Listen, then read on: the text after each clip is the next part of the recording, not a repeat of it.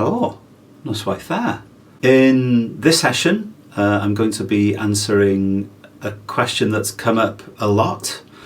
I think it was a couple of years back now, I did a video on cultural appropriation and Celtic spirituality, and the main example I gave was the book The White Goddess by Robert Graves. And in response to that video, I think many people have asked me, well, what is the problem with Robert Graves's presentation of the Welsh-Bardic tradition, and specifically the poem The Battle of the Trees, which of course Robert Graves uses to prove his theory that there is an ancient alphabet based on trees that was a secret amongst the Welsh and probably the Irish bardic guilds. And of course this idea has taken off, and now we have Celtic tree calendars and sort of Celtic alphabets and sort of divination cards, all based on this idea of a Celtic alphabet and a Celtic tree calendar, where in reality that's really an invention of Robert Graves's. I think he first published The White Goddess back in 1949, and then he kept at it and he republished in 1961. And The White Goddess has become immensely popular. It's a fascinating book, don't get me wrong, but I do feel like it's important to show where Robert Graves went wrong and to suggest alternative interpretations of the Battle of the Trees, Kat Godeu, from the Book of Taliesin. Now, in The White Goddess itself, Graves often points out that his ideas are speculative and that they're tentative. And, you know, I think that he's clearly playing with the material to his heart's content, and he's really following through on the inspiration that he's found in the works of the Welsh Bardic tradition. And, you know, that's correct. Tick. That's what these poems are for. They're for inspiring people. They're for firing the imagination and getting people to think about what they've heard, and to play with the imagery, and to play with the sense and play with the meaning. That's all part of the fun of a lot of the poetry that's in the Book of Taliesin. And to be fair, back in the 60s, we didn't understand the poetry that well. It's only really been in the last couple of decades with the work of Professor Margaret Haycock, who was at Aberystwyth, of course. Her marvellous editions these last few years, it's only in her work that we've really, for the first time, had access to a thorough and reliable edition of the interesting poetry from the Book of Taliesin. So it's only been in recent years that we've really understood a lot of this poetry. So, you know, we can forgive Robert Graves a great deal in that sense. But of course, we do also have to correct some of these mistakes, because people assume that that how Robert Graves discusses the Battle of the Trees is what the Battle of the Trees means. And unfortunately, it's not. Robert Graves himself is explicit about the tentativeness and the speculative nature of his work. And he points that out even at the very beginning, just before he launches into his version of the Battle of the Trees. He says this: "Here is the poem in D.W. Nash's mid-Victorian translation," which I think was in 1858, "said to be unreliable, but the best at present available." So he points it out himself that, you know, it's said to be unreliable. So he's already telling us we should take it with a pinch of salt. Less than half of them, the lines, belong to the poem which gives its name to the whole medley, and these must be laboriously sorted before their relevance to Gwilym's riddle can be explained. Now, of course, in The White Goddess, Robert Graves is after Gwilym's riddle. It's a particular feature of the Welsh tradition that he believes he's uncovered and wants to reveal to us. Yeah, and Robert Graves's main mistake is in thinking that the text of the Battle of the Trees is garbled. And, he wasn't the first, and plenty of other commentators and scholars of the day also believed that because they didn't understand the Battle of the Trees as it's presented in the Book of Taliesin, that it must be nonsense, it must be garbled, it must be all mixed up. Those daft scribes got it all wrong. But in reality, that kaleidoscopic quality of legendary Taliesin poetry it's a feature, not a flaw. Those very quick turns in direction and in meaning, the sort of the piling on of imagery, the very confusing layering of symbol upon symbol upon symbol is really part of the intended effect of the poetry. These poems are not confused, and we'll come on to discussing that in a moment. But anyway, so Graves is already pointing out, hey guys, I'm already using a NAF copy, and I'm aware that I'm using a NAF copy.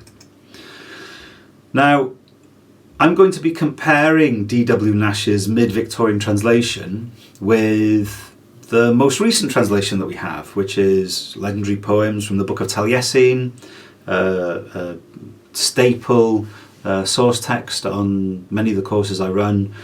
There's been a second edition published back in 2015. If you can get yourself a copy of that book, get yourself more than one, because in about 10 years' time they'll be like gold dust and you'll make a fortune.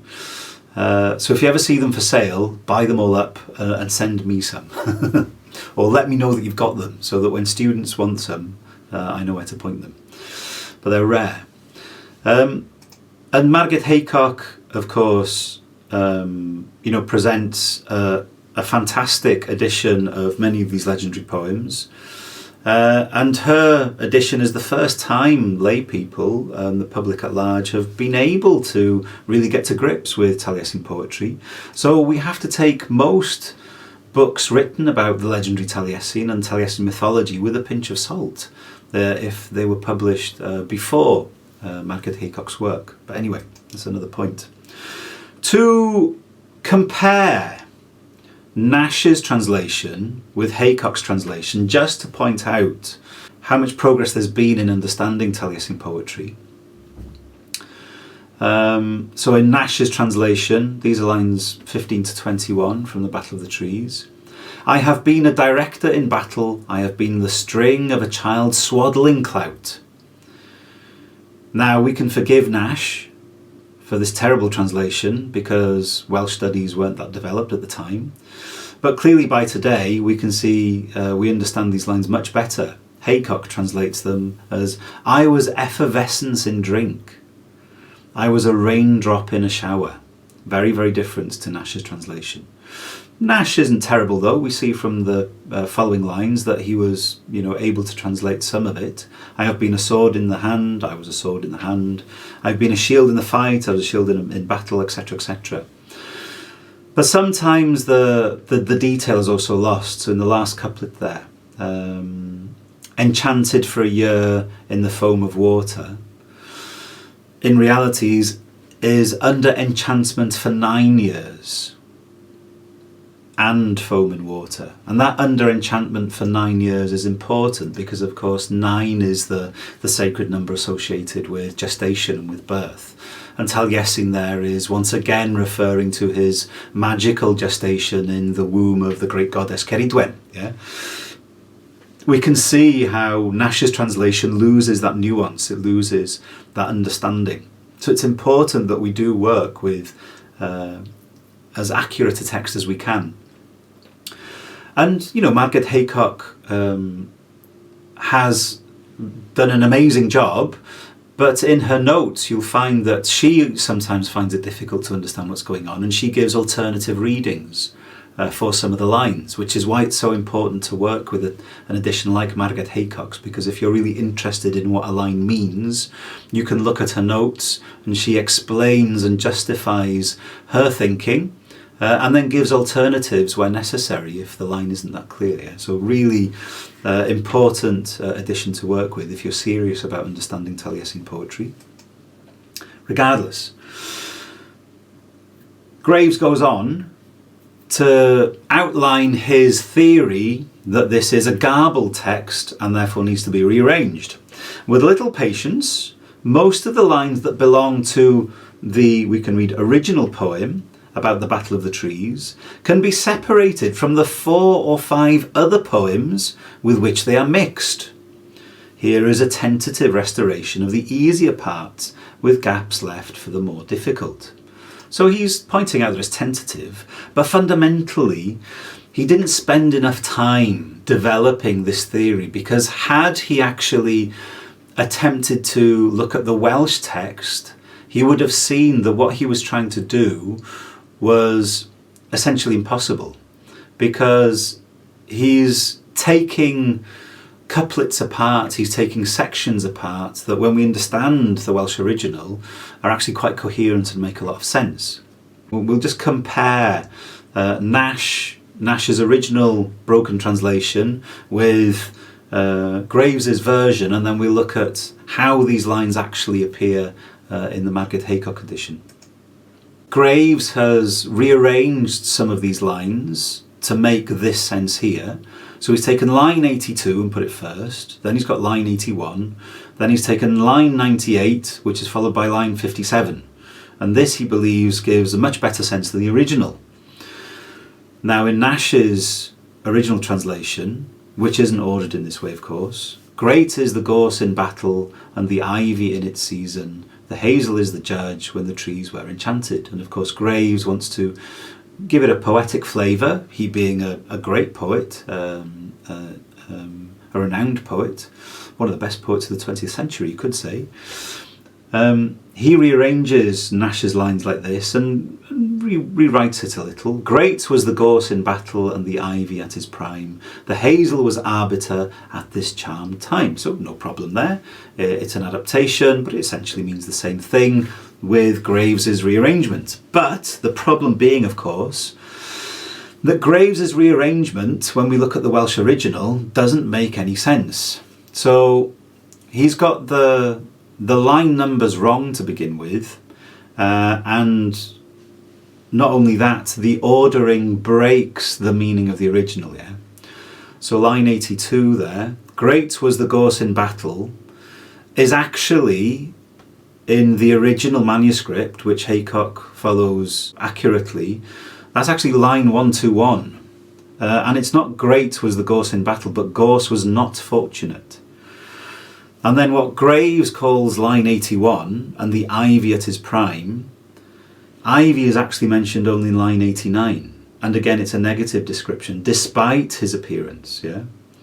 Line 98, again, the hazel was arbiter, relatively well translated, hazel adjudged, but it's actually line 106, not 98. And 57, at this charmed time, or what's really when the trees were enchanted in Nash's original, a relatively good translation. This time he gets it right. It is line 57, when the trees were conjured up. So he gets some of them right some of the time, but most of it is actually a garbled mess. Most of it doesn't make sense when you look at the Welsh original. This is the Welsh original here, and we can see that in rearranging these lines, Graves is also breaking many of these couplet rhymes. Yeah. So in the Welsh original, line 121 is Eithin ni bivad, which if we're going to follow Graves's reordering, would create a rhyming couplet with ac eiddo I fryd, which is supposed to rhyme with vad. Now there is a half rhyme there, what's called a proest in Welsh, and we do get half rhymes sometimes in the Taliesin poetry, but you wouldn't really find a proest extending over 3 lines, as in the next line out of place there, line 106, Collwyd bernisid. So we've got Eithin ni bivad ac eiddo I fryd, collwyd bernisid. You can see that that's not really rhyming that well.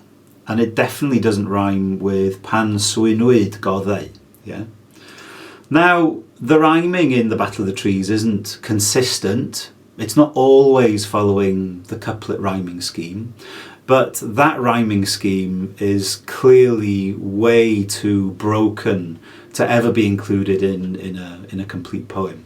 And that's essentially the rhyming scheme that Graves is proposing is the actual original poem. And clearly it's just not. Yeah, it doesn't make sense. It's one of the reasons why the White Goddess is very often laughed out of scholarly discussions and scholarly circles, because it clearly is a nonsense. Just to take this a bit further, that first line there, Eithyn ni bivad, works beautifully in its original context. Line 121 there in the middle, Eithyn ni bivad. You can see it's in a long sequence of couplets with the same end rhyme. Rhedyn yn rheithad, banadl rhag bragad, yn rhychfa briwad, eithyn ni bivad. Hynny gwerinad, gryg byddyd amnad, dy werin swynad. You can hear all those ad end rhymes, yeah? And it makes perfect sense in the poem, in the English translation.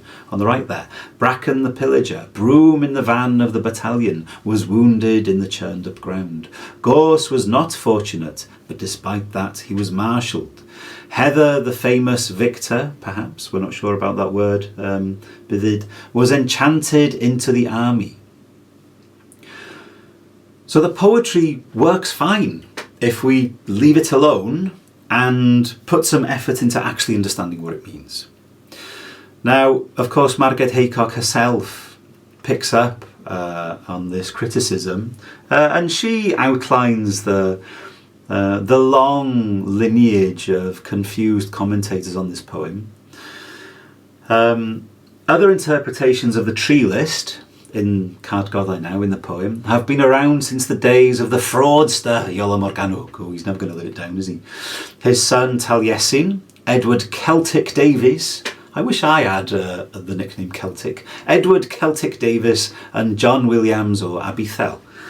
Some of these ideas were taken up by Robert Graves in his influential work The White Goddess, which claimed that Kat Godeu is an acrophonic poem, that is, that the names of the trees are to be equated with various letters of the alphabet, thus spelling out an undisclosed coded message.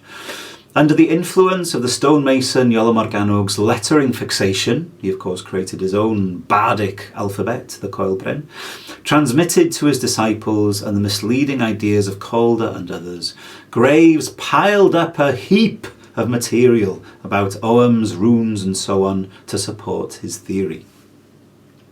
And then, of course, Haycock points out the basic objections here, but there are some objections. There is no evidence at all that the early Welsh called letters by the names of trees, let alone other plants. The main reason for rejecting Graves' central idea of an acrophonic poem is simply that too many of the trees begin with the same letter. So the theory just doesn't pan out. There's no way that we can reach a coherent conclusion if we follow through on Robert Graves' theory when we're actually working with the actual Welsh text now. And in all honesty, I don't think that Kat Godeu, The Battle of the Trees, is that complicated a poem. It's pretty straightforward. When you understand what the Taliesin mythology is all about, when you understand what these court bards were trying to do with the Taliesin mythology. And it's not that it doesn't contain interesting spiritual and metaphysical concepts and ideas, because it does. It's laden in these very interesting philosophies and ideas about the nature of reality, if we're reading it in a particular way. Now, it doesn't necessarily correspond to any type of system of secret knowledge or ritual forms or coded letters and mysterious alphabets. No matter how exciting all that is, it doesn't convey that type of information, but it evokes a clear mythology, and that mythology itself contains these very interesting philosophies and concepts, one of which is the notion of transformation. The very first section of the poem is a whole sequence of I was. It begins with I was in a multitude of forms. I was in many, many forms before I was unfettered, before I was released. Perhaps suggesting that he's in some kind of ritualistic bondage, that he's bound, perhaps.